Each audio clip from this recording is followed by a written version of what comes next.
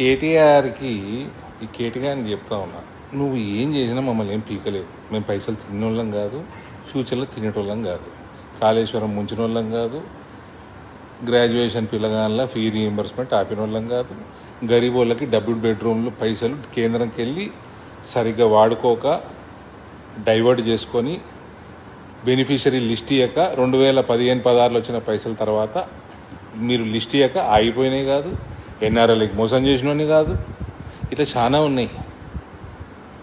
నేను మహేష్ కుమార్ గౌడ్ని అన్న మాట జర్నలిస్ట్ని అన్నా అన్నట్టు పెట్టిన ఎవడు ఓ పనికిమాలిన ఒకటి ఆఫీస్ తీసుకున్నాడు ఈ కేటీగాడు ఇక్కడ రోడ్ నెంబర్ 12 అందులో ఇది ఒకటి స్క్రైబు, ఇంకో 4-5 ఛానళ్ళు ఇవన్నీ పెట్టుకొని ఒకటో ఇది పేపర్ నడుపుతారు, ఆడికెళ్ళి నడుపుతారు, ఎడికెళ్ళి నడుపుతారు వాళ్ళ పేపరు ఇవన్నీ పెట్టుకొని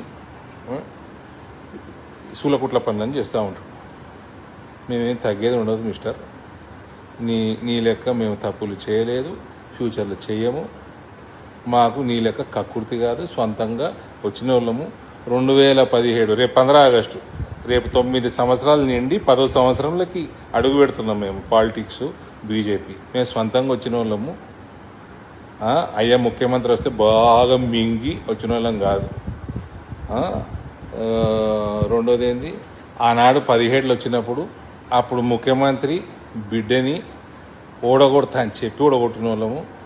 ఆనాడు గత ముఖ్యమంత్రిని రెండోసారి ఎక్కువ మెజార్టీ తోటి గెలిచిన వాడిని కూడా కేర్ చేయలే.